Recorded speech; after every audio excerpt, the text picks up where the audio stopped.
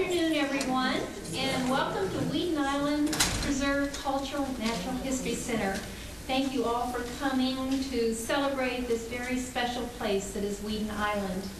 My name is Phyllis Kolianis, and I've had the privilege of working out here for the county for the past 10 years in various positions, and it has been a wonderful experience. This year, 2012, this center is now a decade old, and even the story of how this building came to be is a fascinating story. We have the architect here with us today, too. Awesome. Many times through the years, people would come in and they would share their many experiences and memories of Weedon Island. This amazing green space, situated at the crossroads of St. Petersburg and Tampa, with so much urban development around it, is an oasis and a reprieve for thousands of visitors each year. Weedon Island has served humanity well as a home for several thousand years to the island's earliest residents, and to its recent history of airports, speakeasies, movie studios, and a playground for our generation. We have a distinguished panel here today to start our discussion about Weedon Island, its exciting past, the accomplishments of the present, and the challenges and visions of the future. After the panel discussion, we will have an open mic for the audience to share their stories and experiences and hopes for Weedon Island. And we will end the program with some racy film clips from the early movies that were filmed here at Weedon. It's my pleasure now to introduce the panel, and then I'll introduce everyone, and then we have a couple of presentations. Past Representative Jim Robinson of the state legislature. Hello. Jim served as this district's legislature for 8 years, but he was elected 5 times, he tells me, and was instrumental in convincing the state to purchase Weedon Island. Past County Commissioner Barbara Sheen Todd. Barbara served on the County Commission for many years. I want to say, how many, Barbara? 20. I was going to say it was over 20 years. And was a driving force in saving Weedon Island. Organized a work group to clean up the island, and has been a champion for years of this environment. Ellen Babb, the director of Heritage Village. As a young girl with her brothers, she grew up in St. Pete and often biked out to this island getaway. And she has much to share about the history. She's very knowledgeable about the whole history of the region. And we have Dr. Robert Austin. He's the Vice President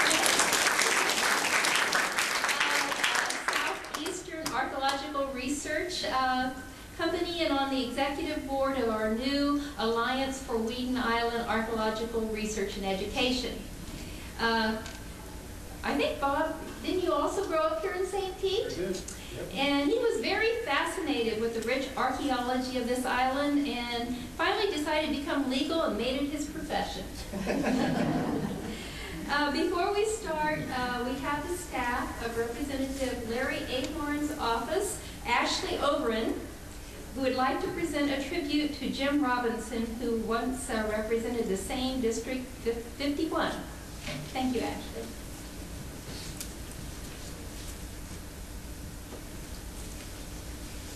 Good afternoon, everyone. I wanted to present this tribute to former Representative Jim Robinson on my boss's behalf, Representative Larry Ahorn. Our office is Western St. Pete, so completely other side of the county. But he's up in Tallahassee right now for the legislative session, which is about halfway through. I was going to prepare a few words to say to Mr. Robinson, but I think that this tribute is a really good representation of everything that he has done for the preserve as well as the county, along with his work in the legislature just a few years ago. So I'll just read it here. Tribute to Jim Robinson. Whereas a native of St. Petersburg, Jim Robinson was elected to the Florida House of Representatives in 1966, soon becoming well known for his environmental efforts as he served on many conservation committees and councils, and received the Distinguished Florida Wildlife Federation Award for conservation legislation. And whereas in the early 1970s, former Representative Jim Robinson became involved in efforts to preserve Weedon Island, which was unfortunately being used as a dump during the growth of St. Petersburg. Whereas to further his conservation goals, former Rep. Jim Robinson co-introduced the Graham-Robinson Act, which included a $240 million bond to buy any public park lands and was approved by voters in November 1972. Whereas in 1974, former Rep. Jim Robinson finally convinced the legislature to approve the purchase of Weedon Island, making Pinellas County the first recipient of land under the 1972 Graham-Robinson Act. Whereas in February 1974, the state of Florida purchased Weedon Island with $6 million from the state's Endangered Lands Program, and the Weedon Island Preserve was born. Whereas in March 2011, a 1,000-year-old canoe was unearthed within the Weedon Island Preserve, an extremely rare find for archaeologists that may never have been discovered without former Representative Jim Robinson's crucial support of the island. Now, therefore, be it respectfully proclaimed that former Rep. Jim Robinson is recognized and congratulated for his outstanding conservation efforts that have greatly enriched Florida's history and the lives of all Floridians. So much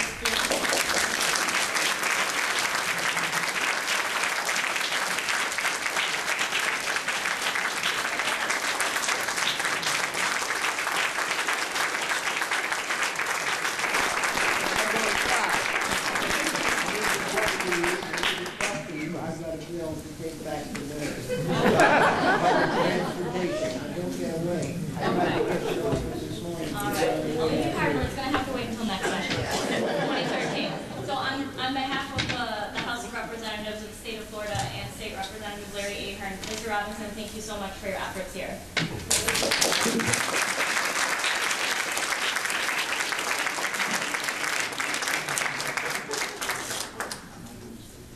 Never give up.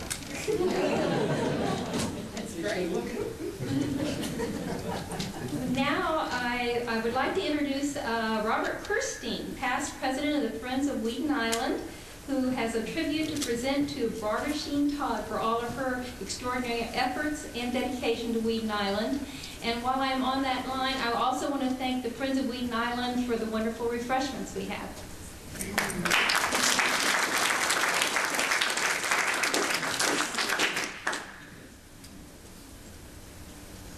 Didn't know I'd be up so early in the program.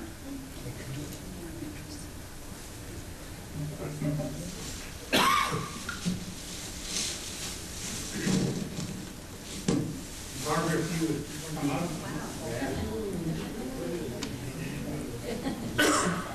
It's a total surprise. No, not Barbara, on behalf of the Friends of Weedon Island, we'd like to give you a small token of our appreciation for your years of looking out for Weedon Island.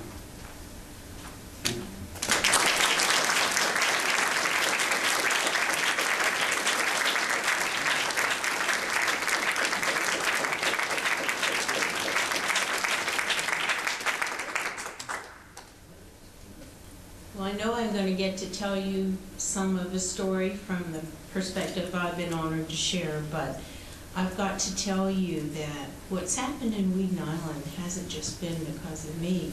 It's been because of the leadership of many of you who are sitting in this room today. And Bob Kirstein was a wonderful president. He did a lot of good things. And applaud all of yourselves, will you?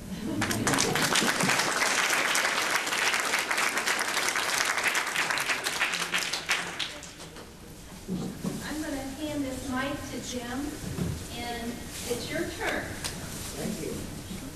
I don't think I'll need it. Oh, okay. I need to try and get collected here. I'm going to give you a history lesson today. I was born out on the shores of Ocasega Bay. And as a boy, I swam and fished and sailed out there. And it was a wonderful place for a kid to grow up. We had trees to fall out of. We had salt water to swim in. And it was beautiful, and I enjoyed it. I first heard about Weedon's Island from my father, who was a amateur archaeologist, so to speak, and he came down here, I believe, with the Smithsonian to do a dig, and in about the 1920s. And at that time, they adopted what they called a Weedon Island culture, which was this culture that we're looking at today. I just remembered that. It just a sidebar. But anyhow, I grew up out there, and I had a good time and enjoyed it. Well, later on, I took a job up in New York City, and I worked up there, and in the middle of the day, those people would come down out of the canyons, and they would stand out on the street with their shirt open and looking at the sun, just to get some fresh air and sunshine. And I thought, look at these poor people. If they'd come down to Florida, we've got more sunshine and sand than we know what to do with.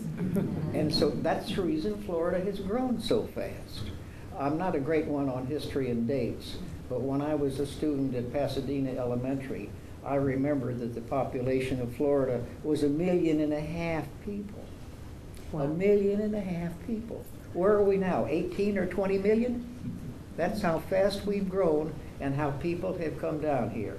And they've come down here, many of them developers, who want to buy a piece of land and put condominiums on it or something, and we're going to run out of land.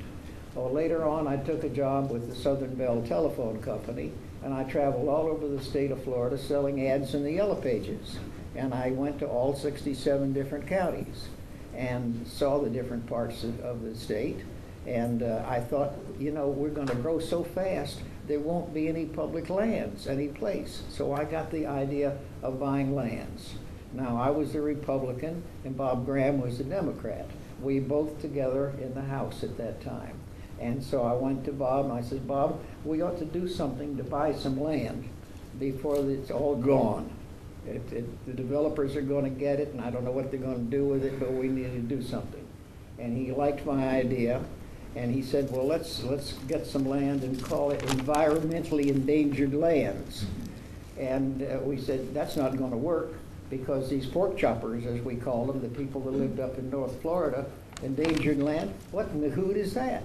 And so we decided to put another $40 million in it and call it for parklands. So the bill said environmentally endangered and parklands. That started to sell it. So I started working on it, and he started working on it. Well, anyhow, things went along, and I passed out some papers here, some things that I've done environmentally. They were developing the Florida Keys. They were digging into the Keys, ruining the coral, putting up boathouses and stuff, and so I got involved with that fight to stop that down in the Florida Keys. Meanwhile, we go back, and I got in the legislature, and that was before reapportionment. How many people know about reapportionment? Anybody? It's going on right now. We're going to get 3 new congressional seats, and that's going to be a big fight. Well, that's how I happened to get in the legislature, because at that time, we had 1 senator and 3 House members. That was all we had. And so they started to bring more people down, and I was elected under those circumstances because we had expanded to 9 House members and 4 senators. So that's the open door that I went into. I didn't have to challenge any one particular person. But anyhow, to differentiate between our seats, we just numbered them from 1 to 9. And I thought number 1 was a good number. I said, I want to be number 1. So I did that. But I didn't know it was the whole damn county. I drove one night, I drove all the way to Tarpon Springs to speak to 8 people in the Tarpon Springs Republican Club. You know, this was a job. And we had no border lines. You know about that. You know about campaigning. Well, anyhow, I'm losing my place here. But anyhow, this is going to be a history lesson. Now, when I got the idea of buying the land, I just happened to know some people, and my mother, who is in this picture right here, was dating Ed Wright, whose picture is right over here. Now this is in the class of 1909, so it was only 103 years ago. 103 years ago. And my mother graduated at the same time. Now Ed Wright was a very smart fellow, but he didn't have any money. And to go to the senior prom, he was supposed to show up in a white coat. Well, he didn't have enough money for a white coat. He didn't have the money. And so my mother never had that date with him. I don't know how much they were in love. It was a long time ago. But anyhow, Mr. Wright passed away. I knew him. I met him. He was a short man. He wore a Panama hat. I knew him. But during the Depression, he went out and bought thousands and thousands of acres for 10 cents or $1 an acre. He was the biggest individual landowner in the state of Florida, and consequently became quite wealthy. Well, this happens to all of us. He died. And Mrs. Kirby, who was his bookkeeper and secretary, etc., she was the executrix of the estate. And I went out and talked to her. And she says, well, who are you? I said, well, I'm Jim Robinson, and I knew Mr. Wright. And, oh, she said, yes, I knew that. And I heard about your mother. And I had an old picture of this thing. And she said, can I have that picture? I'll get it cleaned up and photographed and make you a copy and wait to make it for myself. I think she was more of a companion than just a secretary. But anyway, she said, Jim, I'll see what I can do, because the developers were banging on the door and trying to come in and buy this property, and different people were involved in buying it. Everybody wanted it, and it was all tangled and everything. I said, Ms. Kirby, please don't put it on the market. Please hold it up and let me try to get the money through the legislature to do it. Well, I got the bill passed. It took me, year and a half, 2 years. I don't remember how long. It was too long. But it was tough to get the money, because money is always short in Florida. Because, you know why? Because we're going so fast. So many people are moving down here. Our infrastructure can't get caught up. There's always a problem getting enough money. Well, anyhow, I tried to get the money, and Bob Graham helped me, and we got a little cadre of people who were interested in the environment, and they said, yes, let's try and do this. And I got up on the floor of the House that day, and I said, ladies and gentlemen of the House, I said, I'm asking you to buy some property, because we need to set aside some lands for the future. I said, now don't push your button for whatever you want. I said, do it for your grandchildren. Yeah. For your grandchildren. And it sold, it went. And so we got the money. And then the bureaucrats up there, they wanted to put it in Jacksonville. They wanted to put the first project someplace else. And I said, no. I said, I'm going to raise hell and get all the press after you, because I raised the money, and by God, it's going to go in Pinellas County. Yeah. All right. So that's what happened. But it was because of this friendship, and you never know what's going to happen with friendships. Things going on like that. Well, anyhow, I've got to jump back now. I forget where I was. But give me another idea, Wally. I can't remember. This is my friend Walter Schultz, who you know, and he and I grew up together. And here's Dwayne Schultz. Dwayne went in the Navy, and he was in the Army Air Force as a meteorologist, and I was a dirt soldier in the infantry in the Philippines and Japan. So you passed the bill, and what happened then? The money came, and I got it coming down here. But to go back and talk about these things, I'm very proud of being a veteran.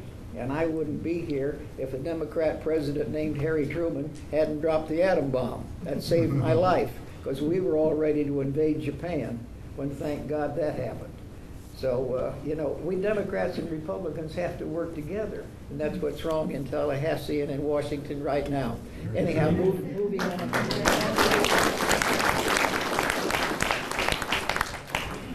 Most committees are made up of odd number of people, 3, 5, 7, 9, 12. And the reason they do that is so they can break a tie. You can go in there. I used to go and try and sell my bills and say, Senator, we've got a bill here that'll be in your committee next week. And if you can see your way to vote with me, I would like it. But if you don't like it, and we'll put an amendment on it, and we'll see if we can go with that. Or sometimes I say, no, get out of here, forget it. I didn't care what the vote was. If they had 6 and I had 7 votes. So I learned to work my way through, just through hard work. Now, on the floor of the House, when you stand up, it means you want to be recognized by the Speaker. So you'd have to go over and sit down out of the way like this and do this kind of deal to try and get these deals made. So while they were debating other bills, this kind of stuff is going on all the time. So that's the way I would take off the certain numbers and try to push it through the committees. Now, no bill goes through the legislature unless it passes first the House and then the Senate. So you've got to go over and find some old senator. There were a bunch of old guys up there at that time who thought a great deal of themselves because they'd been there a long time. So you'd have to go and kiss their fanny and say, look, now this is going to be a good bill, and I sure wish you could get on it with me and try to get it moved along. And I remember when I got the severance tax passed. Have you all seen the ads on TV about the people that are reclaiming the land in Polk County? What's the name of it? Phosphate mining. Because they were left an absolute moonscape of digging up the overburden to get the phosphate ore, and then they just went off and left it. And it looked terrible. It was a lunar landscape. And the St. Petersburg Times backed me on it. They liked me on that one. But anyhow, I said, listen, I think you folks ought to do something with this land to reclaim it and not just dig it up and leave it. And so I filed a bill, and I called it the Severance Tax Land Reclamation Act. And boy, they didn't like that. They had a lobbyist that said it's going to put us out of business. The taxes are going to get us. The railroads were mad. The unions were mad. The farmers are mad. Everybody was mad. And the old man that ran the and that's the one that tells you what bills go on the special order calendar. I remember he at this House meeting that we had, and he was smoking a cigar. And now listen, you boys don't want to vote for this bad bill because you know what's going to happen. When any of your bills comes through my committee, you just forget it. And, you know, that's pretty nasty politics, but that's the way they were. And anyhow, I think two more guys, I think I got 3 votes out of that committee the first time. Well, then they had a field trip to go out there and take a look at it. So we went out there, the members of us on the committee, and they gave us all a hard hat, you know, because these big scoops were so big, they could pick up a pickup truck, and pick it up and move it. And so they gave me a helmet. The only trouble is they painted a target on the top of my head. They, honest to God, they did. And they dared me to walk under this machine. But anyhow, I gradually got the public behind it. And frankly, they were looking for some more money in Tallahassee. They're always looking for more money. And they saw a 5% tax. That's going to bring in a lot of money. Well, I didn't want the taxes. I just wanted them to clean it up. But I had to use the taxes as a club to get them to do the right thing. And it's it's working today. They're cleaning it up. They're using the phosphate on their groves. We've got good fertilizer. We've got good agriculture just because we did the right thing. And I just had the idea to do something about it. I'm full of ideas. I keep getting ideas. And I've got one for the representative to go back and do something about busing. And I'm going to talk about it for a minute. I filed a bill back in, I don't know if it's around here someplace. But anyhow, you realize the public is paying for 2 fleets of buses. We're paying for school buses, and we're also paying a bus line or a trolley line to run around at the same time. Well, we taxpayers are building that. Diana says, what's the time? How am I doing on time? Well, it's about up. I'm going to finish this, but you as taxpayers, why should we have 2 systems of buses? You could start off with the kids that need to go to a junior college or a senior class where they could walk out and use their ticket from the Department of Education to get a ride on the trolley car or the main bus. And because that runs a certain number of hours, and the yellow buses work a certain amount of time, and then they quit. Why should we support two groups of buses? The taxpayers are paying for both of them. So I'm going to give Larry Ahern that bill. He wants to sponsor it. So maybe we'll go from there. Okay, I could talk some more, but I'm overwhelmed with this. I'm just glad that I was at the right place at the right time, and God bless you all. Bye-bye.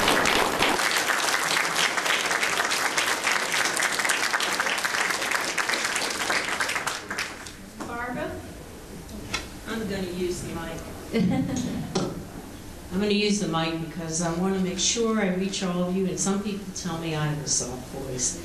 I made some notes here because I want to stay on target and make certain that I cover some important facts.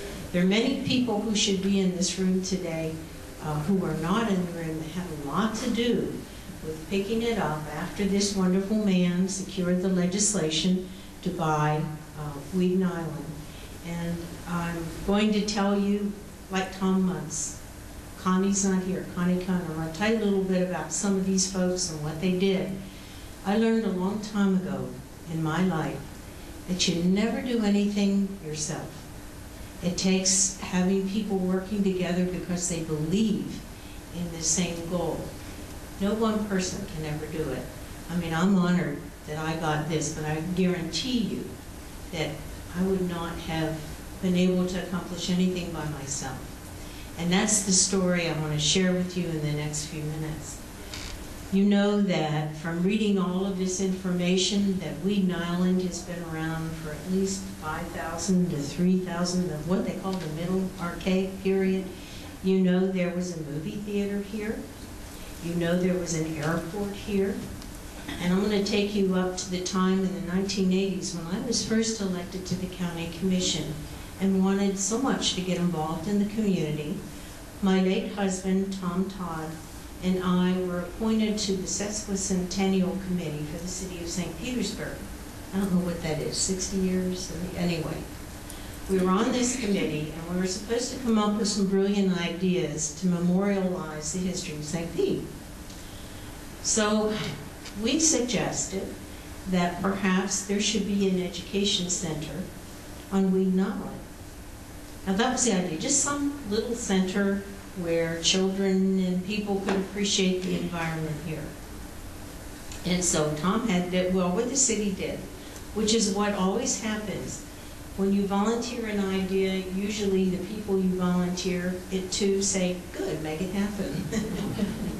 So they said, go do it. So Tom contacted his friend Nay Landrum, who headed up the parks for Florida.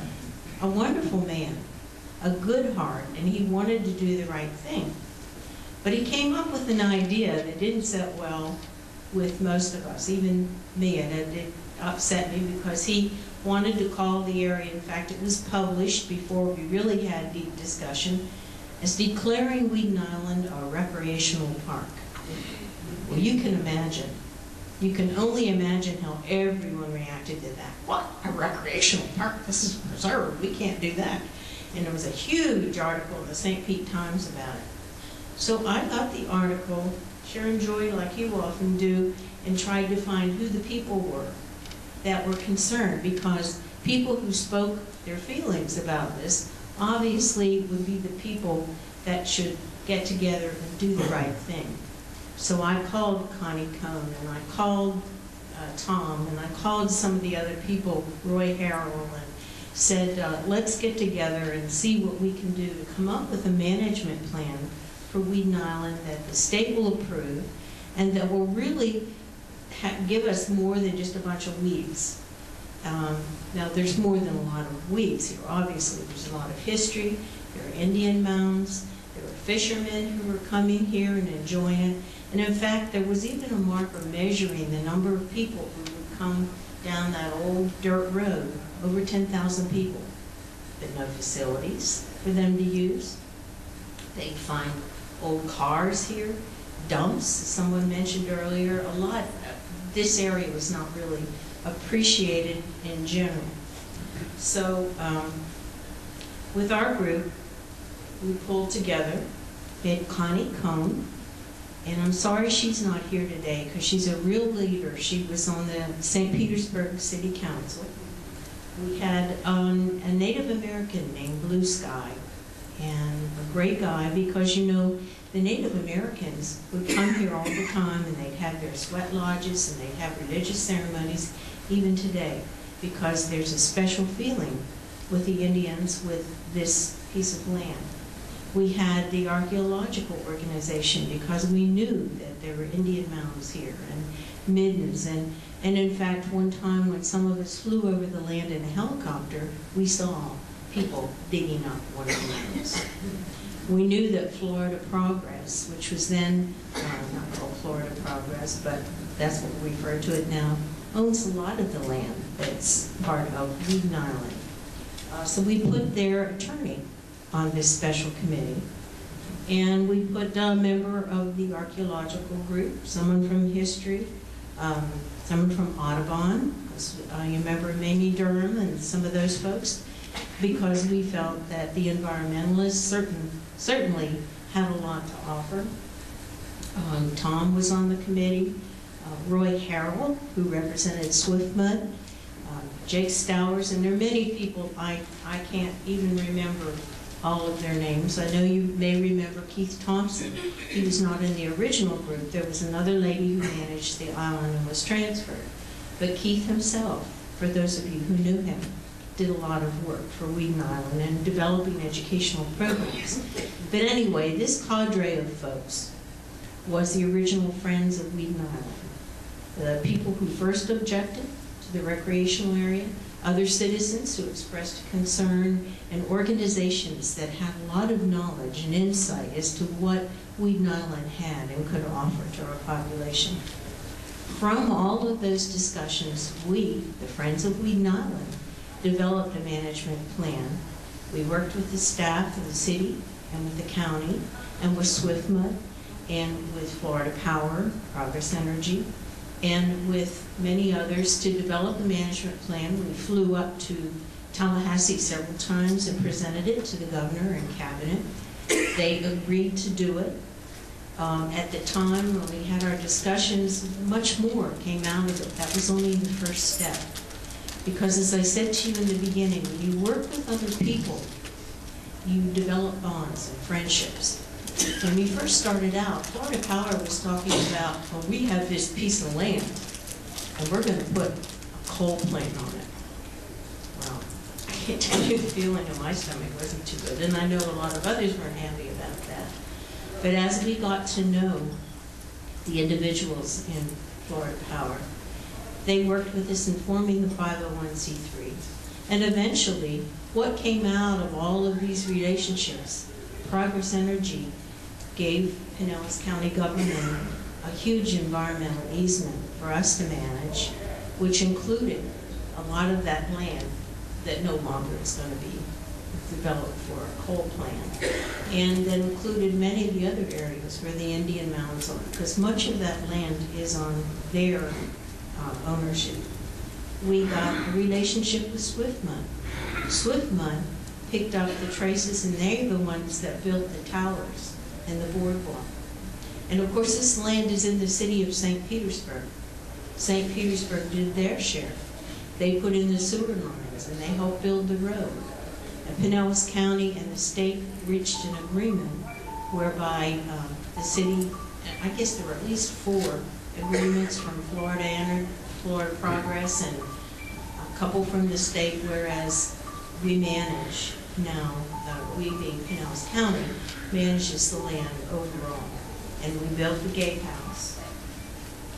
Another thing that happened was the sheriff got involved, because as Keith got into the picture and became the park manager, he saw that there was a lot of seine fishing going on. You know, they take those huge nets and throw them out, and then they catch the little fish before they can become big fish. And sometimes they catch fish that they really don't want, but they're dead, and then the whole line of growth and life is destroyed. So the county commission, that probably is the most important group for me to reference, because my colleagues on that county commission were very, very sensitive to the needs of Pinellas County.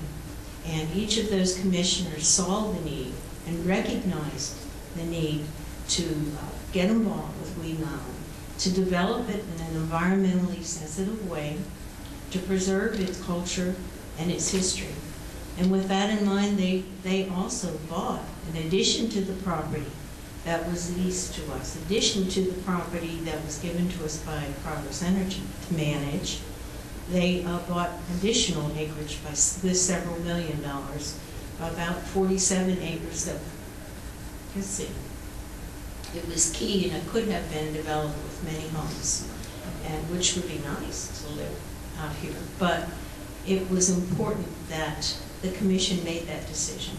So, long story short, and I don't want to forget Jake Stowers either, all of these people came together. They formed the Friends of Weedon Island. For those of you who are not members of the Friends of Weedon Island, I want to encourage you to join this group and to continue pushing now the county to keep this park open more than 3 days a week. It needs to be open every day of the week. We need to have a place for our school children to come and to continue to learn. We have so many gifted teachers and leaders in our community, many of you who are sitting right here in this room. So I thank you for being here today and for giving me an opportunity to share just a little bit of the story.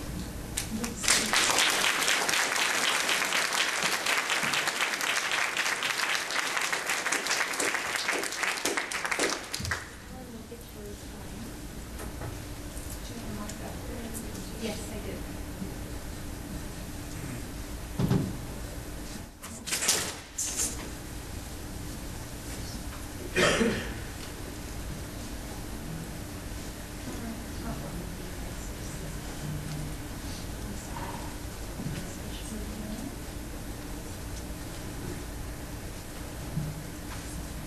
We're just getting the PowerPoint up here. First of all, I just want to thank Phyllis for asking me to be here today. It's really an honor to be here with this distinguished panel. As Phyllis said when she introduced me, I'm Ellen Babbitt. I'm director of operations manager at Heritage Village in Largo. And when I grew up in St. Pete, it was back in the days when parents didn't worry about their children taking off on a Saturday morning at 10 o'clock and not coming back until dinner time. And that's what my brothers and I did on Saturdays. And if we weren't down at the old pier looking at the mummy in the History Museum, we were out on Weedon Island. And it was just a wonderful place. If you were a child and you had any kind of imagination at all, it was the best place to be. We had the rickety-rackety old wooden bridge, which eventually, back in the 60s, late in the 60s, I should say, got cut in half. There were some car accidents and fires and things like that. And from a safety standpoint, they cut the bridge in half. And I can remember just lying there watching the whirlpools while the fishermen fished. The old airplane hangar, we used to watch floats being built there for the Festival of States Parade. We had no idea that there had been a movie theater back there, but somehow in our minds, we knew that Tarzan and Jane movies had been made there. Because if you looked out at all, you know, you saw the trees, and I guess we were kind of thinking about the primate sanctuary out on alternate 19, and we got all that mixed up in our heads. And the Hook Man, you know, we were always afraid of the Hook Man coming after us. And what I didn't know then was there wasn't a Hook Man, but there was an axe murderer. You know, that actually did take, there was an axe murder that actually did take place out on Weedon Island. So all this truth and fantasy was all mixed up together. And it was just a great, great place. My brother and his friend Dave Elmer found a 1920s Model A Ford, you know, off to the side, buried in the bushes one day. It was just great. I mean, it was the most fun a kid could have. We found alligator teeth and pottery shards, and I'm sure we did all kinds of things that Bob Austin would tell me were, you know, the worst things that a kid or anybody could do. But back then in the 60s, it was great. So I'm very happy to be here to talk about the truth of the history of Weedon Island. And of course, this is a modern day picture of Weedon Island. It's actually a complex set of islands. And some of the names of those, they were named after early settlers. A lot of them, Benjamin Island, Ross Island, Weedon Island, and there's even a Christmas Island. There was a one-lane bridge that was built in 1922, one of many bridges, but the first wooden bridge that was built using wood that was, there was a sawmill and a logging company out near where Derby Lane is today, and they used the wood from there. And They used cabbage palm trees for the pilings and slash pine for the planks and the railings. Of course, everybody always wants to know where the name Weedon came from, and it's named after this gentleman here named Leslie Weedon. And the island actually was a yellow fever specialist who lived in Tampa, and the island was given to him by his wife's father, who was a Confederate captain, settled in this area. Yellow fever was a very deadly disease, and the U.S. government sent Weedon all over to study where this disease was ravaging communities. Actually, in the 1880s, there was a big outbreak, and it hit Tampa pretty hard, and Pinellas County really escaped it because of its physical isolation. But anyway, this is a little bit later in time. His office, as I said, was in Tampa, and his wife really liked living there. But they did come over. They built a weekend home on the island on this large mound over here, and they came over on weekends and enjoyed living there. He was a real nature buff. He had a grapefruit grove. He loved birding. He loved watching any kind of natural scenery, and he also was an amateur archaeologist. So he knew that there had been natives who lived on this land before. Actually, Leslie Weedon was one of the first people, Dr. Weedon was one of the first people who wanted this land preserved.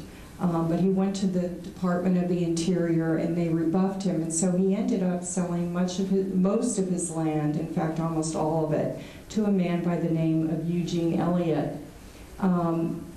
Eugene Elliott worked with George Gandy he sold shares to help facilitate the building of Gandy Bridge. And you can see right here an old picture of Gandy Bridge as it's being built.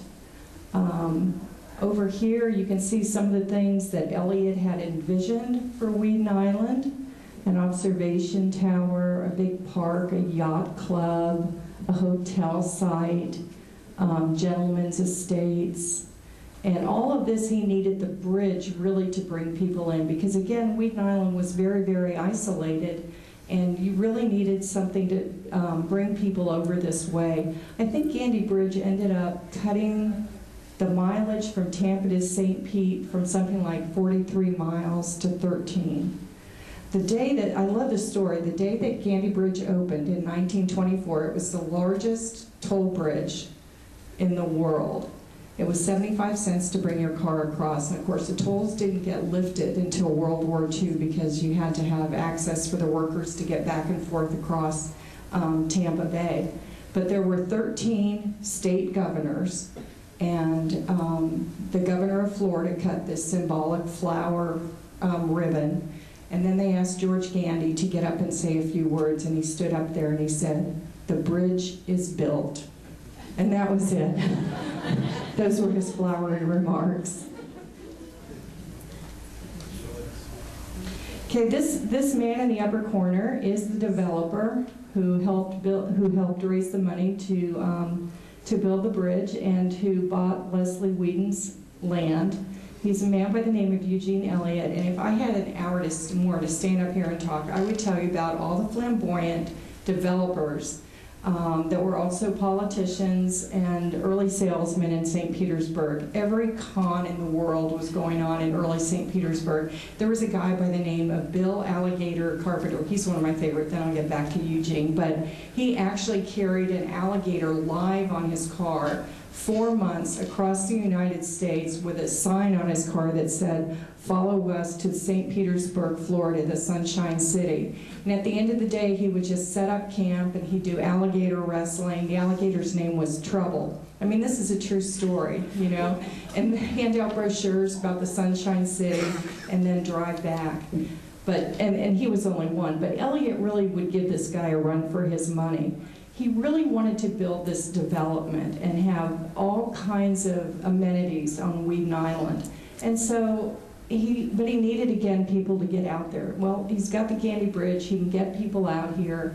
but he really needs a hook and a draw to get people interested in the land. Now he knows from Dr. Weedon that there are Indian mounds out there. So what he does is he takes some artifacts, not even local Native American artifacts, but artifacts from a northern site, and he plants them just under the soil. And he calls the Smithsonian and he tells them they need to come down and do an excavation because there's this marvelous site. Well, it takes a while, but they do come down and they do the excavation. I mean, as soon as the archaeologist from the Smithsonian gets down there, he knows right away that he's been conned. But he also knows within a few minutes that this really is a significant site. And so between 1923 and 1925, there is an excavation, there are excavations going on all over Weedon Island where these significant artifacts are uncovered. And of course, Elliot makes the most of it. He brings out people from all over St. Petersburg. He brings different tourist societies. St. Petersburg had, when you came to St. Petersburg for the winter, you registered with your state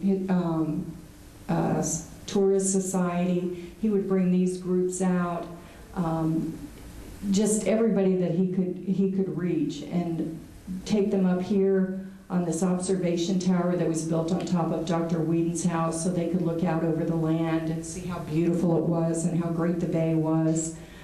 There was the San Remo, which was a speakeasy, is that right? A dance club, speakeasy.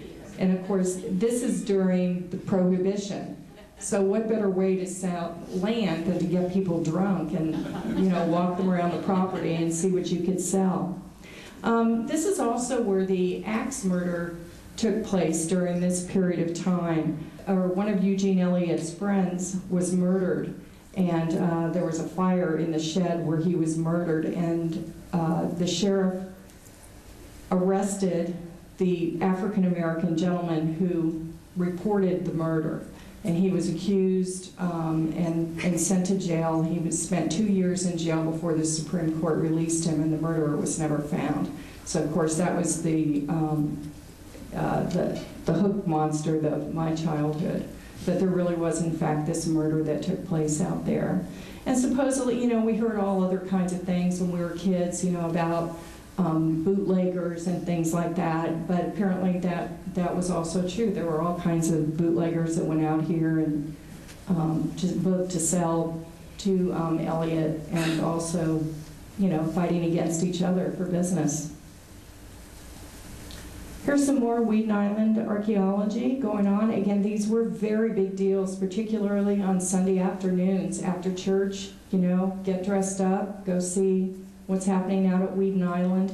When I worked at the St. Pete Museum of History back in the 80s, there were these old tourist news magazines, and it told of lectures that actually happened at the St. Pete Museum of History, which started in 1920, that particular museum, where they took the artifacts and they took them back to the museum and they had lectures and everything. Here's some more folks enjoying the excavation. I believe this is Dr. Fuchs from the Smithsonian right here. And we talked about mosquitoes and how heavy they were out at the island, and some believe that that's why Leslie Weedon built his house on a mound, is because to get up and away from the mosquitoes. And here are some women enjoying their Sunday afternoon probably, but definitely enjoying the excavation.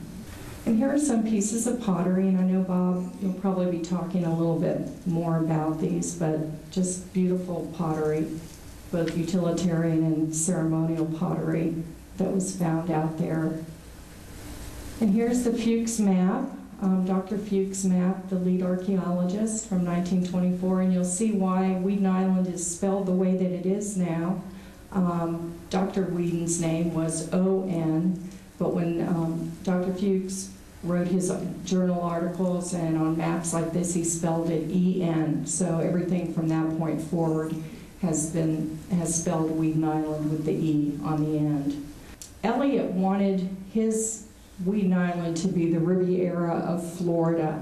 So he actually changed the name of Pappy's Bayou to Riviera Bayou. And I grew up in the Riviera Bay development, which was east of 4th Street. And my family actually lived just south of 83rd Avenue and east of 4th Street. But it was all based on the name of the Riviera Bay. And here's some more modern archaeological things. Phyllis was telling me earlier before the program that these archaeological pieces were dug up through a grant with USF back in 2005, is that correct? So there were some pieces, some pilings from the San Remo Hotel, and some pieces of china. If you look over here, on Weedon Drive, this is a historic picture, but there's the location of the San Remo Club. And there's Grand Central and Sky Harbor. Elliot eventually went bankrupt I think it was about 1926, and all of his holdings went to the bank, and he actually ended up, very sadly, he accidentally killed his wife in a domestic dispute. So he ended up not in a good way. There was as Phyllis said earlier, there was a airline hangar on Weedon Island. Eastern Transport, which would later become Eastern Airlines, started out here. And they used to boast that they could fly you from St. Petersburg to New York City in a mere 24 hours. That was very exciting. And during the war, they did train pilots to fly out of here, out of this airport. But eventually the airport really could not compete with some of the other airports that were going up in the area, St. Pete, Clearwater area, and some of the others, and so it eventually went defunct. When I was a girl, the hangar still stood, and we used to watch parade floats being built in there for the Festival of States parades. That was pretty cool. But when it was still viable, there were Sunday air shows and a lot of promotional things that took place. Look at all those cars out here for the Sunday air shows. I mean, this was a very active, vital place to be. If you lived in St. Pete, Weedon Island was the place to be. And then, of course, the studio, which I'm not really going to talk about because I know Lisa is planning to talk about that at the very end when she talks about her movie clips. And then we're back to Weedon Island, a beautiful place then and now. So thank you.